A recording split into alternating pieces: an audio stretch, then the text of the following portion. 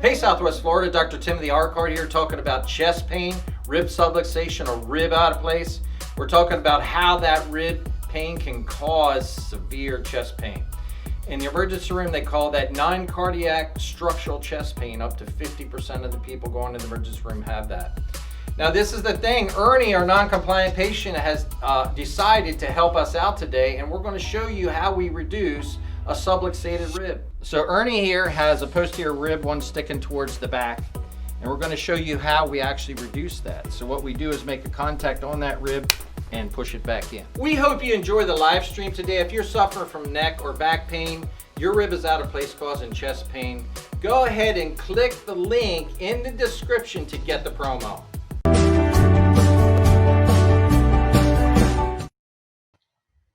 Hey, good morning. Hope everybody's having a great day today. Going to have a little bit of coffee. Hope you have your coffee ready this morning.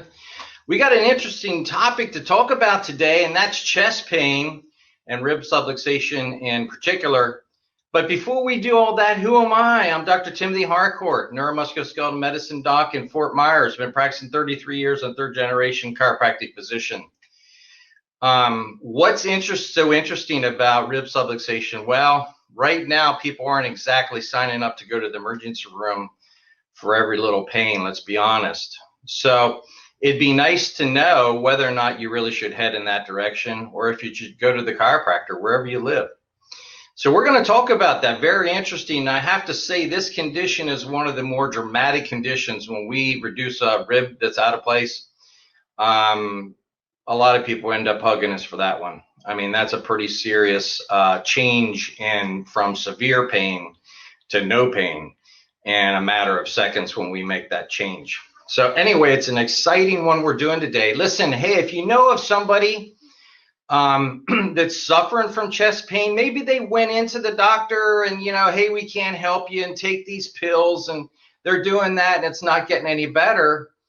Even if you live in Kalamazoo, Michigan, it'd be nice to know this information, right? So if you know of somebody that needs to hear it, please tag them. And also, any comments that you have, go ahead and put in. We love the comments. By the way,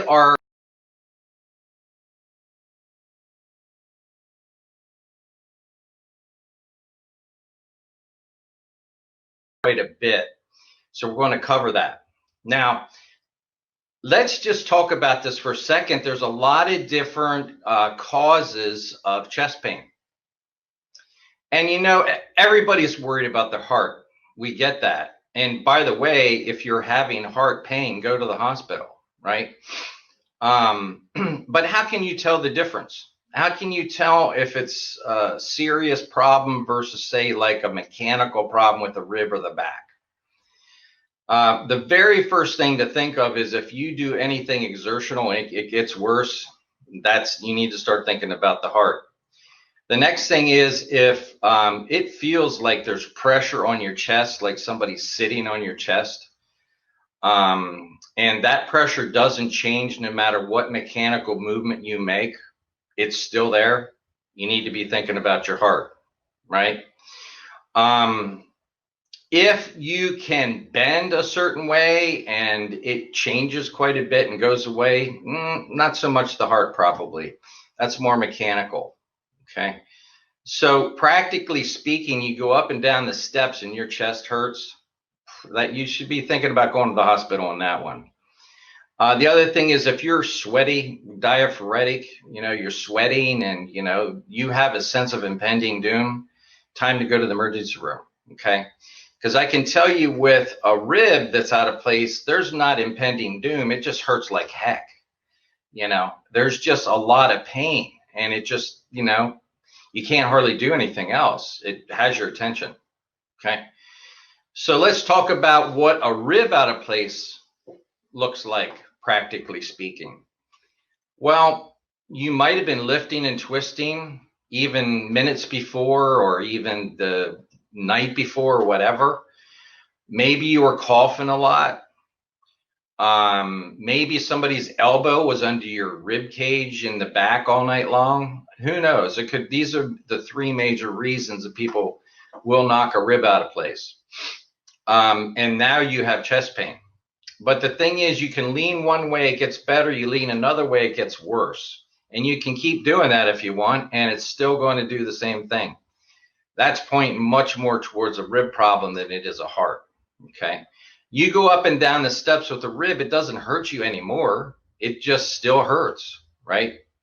So that's one of the big ways to know the difference between whether or not it's a rib out of place or you're actually having a heart attack or other problem. Let's talk about some of the other less common reasons to have chest pain. Of course, an infection in your lung can cause chest pain for sure, because it can refer to the outer wall of the chest. Now, you're going to have other symptoms with that. You're coughing, most likely, or you're in respiratory distress. So that's a fairly easy one. Usually when there's chest pain from the lungs, you don't have to wonder where it's coming from. There is a syndrome on the front of the chest where it gets inflamed called Tzitzi syndrome. And it's really unknown what causes that. For years and years, they thought it was from a virus. Then they thought it was from microtrauma, and actually still don't know. So it's more common in 40 and younger. Okay. Now there's another more common condition in the chest on the sternum, same area as the Tzitzi syndrome, called Costochondritis. And that's generally middle to later age, but it can affect younger as well. But the difference is there's no visible inflammation with that. It's just painful. Okay. So they do know that, like if you're a member of a zipper club, you've had heart surgery and you had to have your sternum split open so they could get in to work on your heart. They generally wire that back together. Sometimes that can just remain inflamed. Sometimes it doesn't fuse properly, and that can hurt from that. But you generally know that's what it is because you had that pain ever since they did the surgery. So there are a lot of different ways we can get chest pain. The breast can cause some chest pain, usually more on one side or the other, and it's usually not a sharp pain, although it could be. And then obviously you're going to do self-checks and going to go to the doctor if you find anything abnormal there, for sure. You'll see the steps that I have here. That's a very simple test to do to determine the difference between whether it's mechanical or heart related.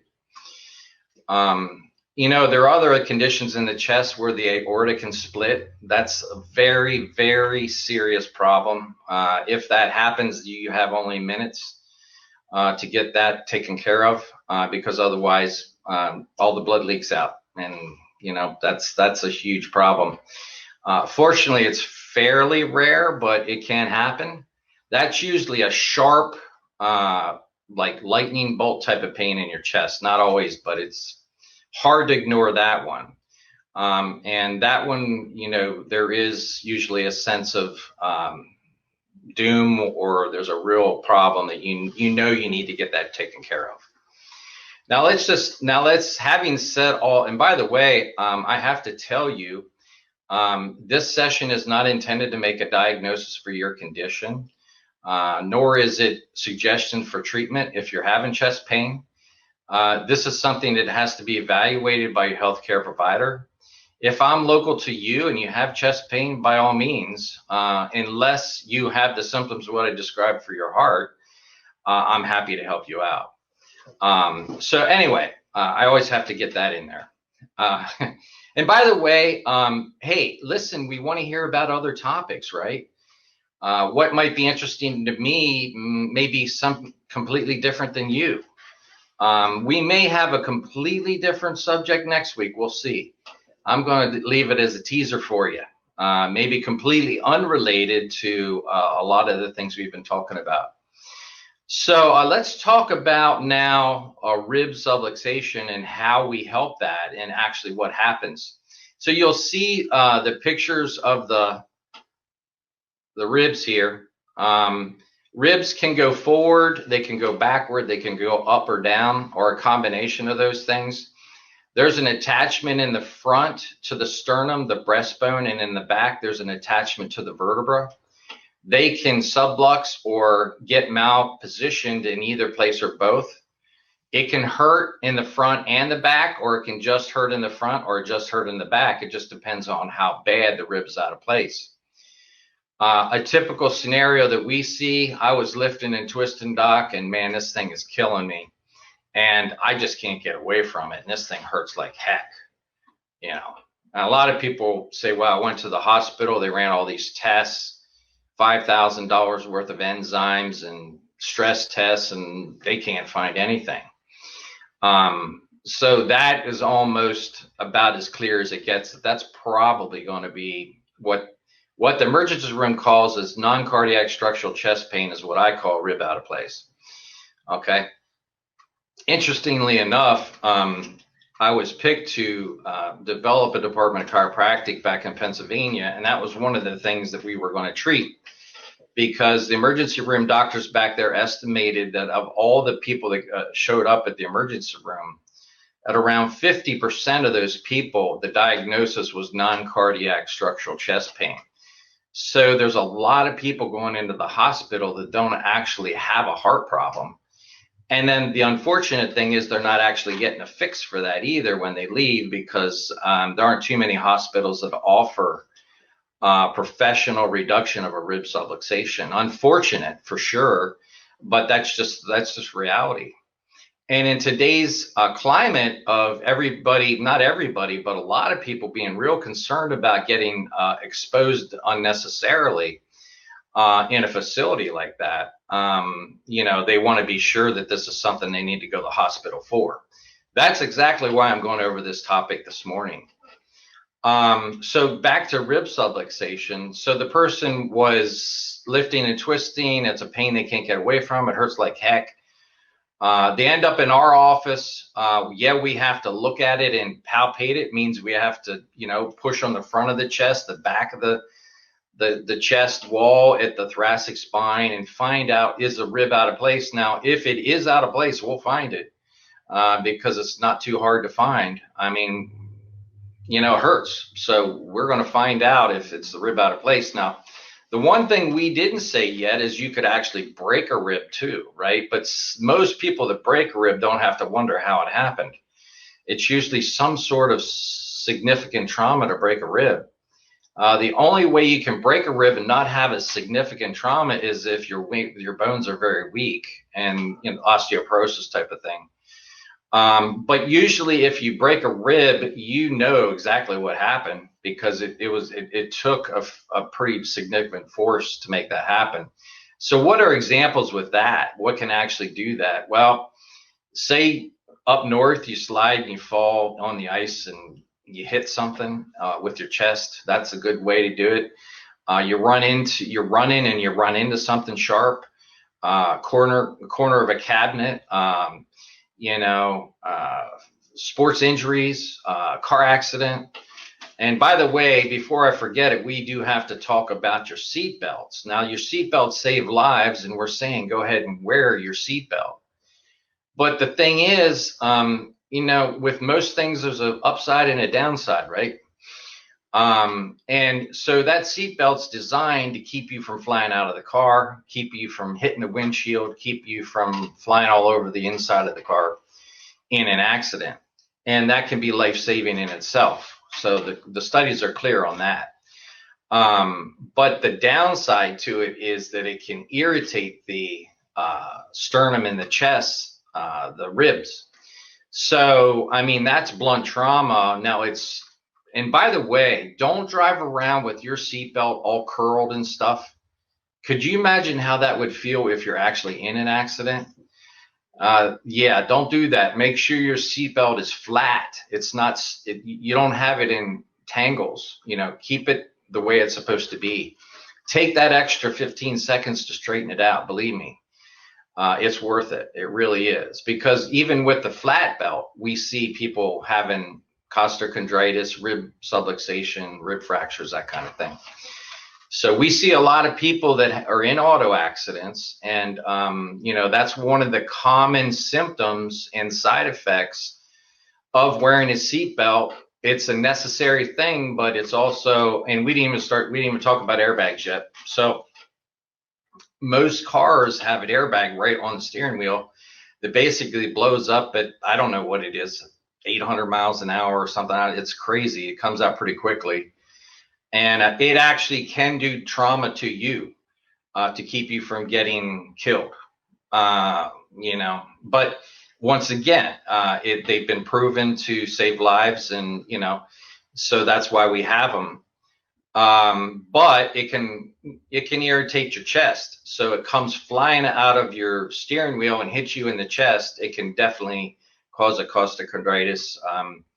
I'm not aware of too many rib fractures with that because they're balloons. So there's other than when they had those defects with Tanaka's, or I can't remember the name offhand, but there was a defect in some of the airbags that was causing abnormal injury and even death with some people. I believe that's completely taken care of now. But anyway, the airbags that come out, they're designed to keep you from having serious injury. But they can and do cause some trauma to you. Not all the time, but sometimes. So better to have them than not, for sure. Okay, so let's get back to rib subluxation. So let's just say somebody's elbow is under your back. You're on your back, but their elbow slid underneath your back. You wake up and you're like, man, what in the world is going on? I got the sharp pain in my back that comes straight to the front of my chest. Well, you probably have a rib subluxation, So if you stand up and you bend one way, bend another way, and it changes, that's probably what it is. People ask me all the time, can you put it back in yourself?